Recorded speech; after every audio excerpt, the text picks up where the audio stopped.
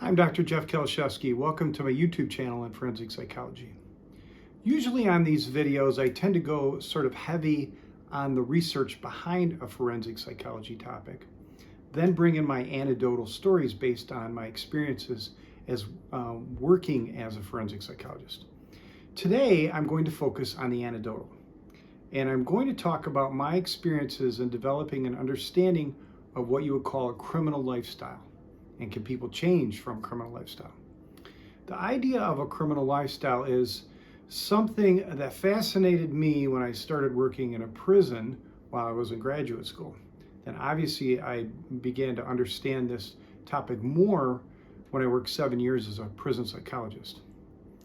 And I guess it still fascinates me today because I was sort of inspired to do this video after talking about these issues with a guy I evaluated this morning who just got released from prison. So what is a criminal lifestyle? Well, the best way to think about what a criminal lifestyle is that it's sort of a way of living often seen in individuals who have antisocial personality disorder, or ASPD. ASPD basically manifests in a chronic and repeated interpersonal habits that include tendencies to not abide by social norms, to break rules, violate the rights of others, and being involved in behavior that could get you arrested. This frequently involves being deceitful, impulsive, failing to plan ahead, aggressiveness, and consistent irresponsibility. Like most personality disorders, folks with ASPD gravitate to or make environments and collect people for those environments that fit with their pathology. So they sort of create a lifestyle or a way of living that fits with their pathology. I remember first being fascinated with this notion of a criminal lifestyle when I was a graduate student working in a prison. I saw this guy who was my age at the time, around 25 years old. And while I was killing myself working on a PhD, starving, not really having a lot of fun in life, trying to create a future for myself, this guy could live a completely different lifestyle. This guy would work construction. He made pretty good money. He had a little side hustle where he would steal tools from work sites and then he would sell them. He really did not have a stable place to live. He'd live with various women. He'd rent a room someplace, live with friends. He'd drink and do drugs frequently. He fathered a few children that he had nothing to do with from short-term volatile relationships. He'd get in fights, bar fights, fights with family members, just a lot of chaos all the time. He would always be looking for criminal side hustles. Another one that he was into that I saw him in prison, he was stealing ATV quads, reselling them. So this guy would often work for 6 months, make enough money, then he would quit and travel and party and raise hell until he ran out of money and then repeat the cycle. So me, being miserable with working to make something out of myself, I would question, this guy seems to be having a lot more fun than I am and a lot more excitement, albeit more misery too. Maybe he's doing it right and I'm doing it wrong.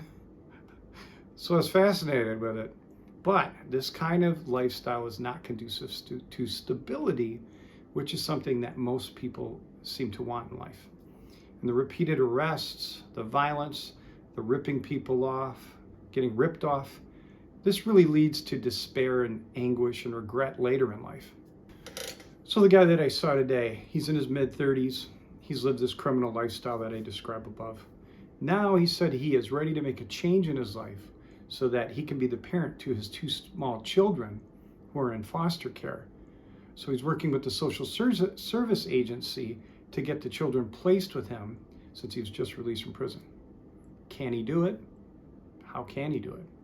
So one of the challenges of changing from a criminal lifestyle, or a question, does this guy really know how to live any other way? Does he have options through employable skills, social support, substance abuse treatment, etc., to learn how to live a different way of life, a life that's conducive to stability, which is necessary to raise children? Now, some guys I've talked to seem to have this genuine, strong motivation to change their lives, but they didn't know any other way and ended up back in prison.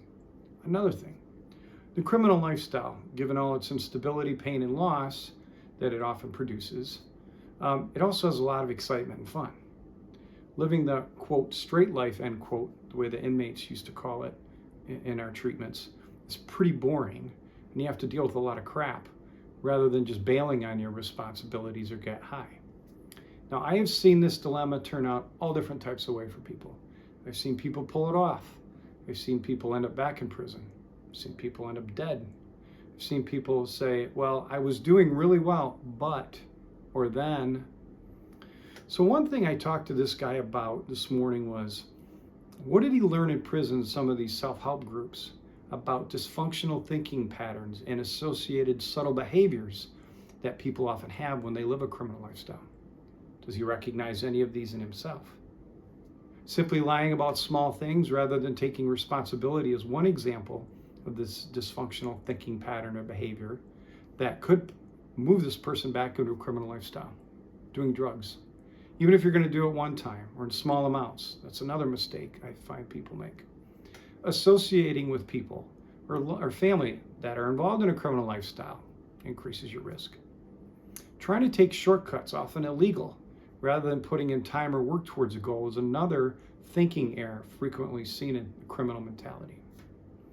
The key is that it's the little things, the little decisions a person makes when they're trying to change out of this lifestyle that will lead them back into it.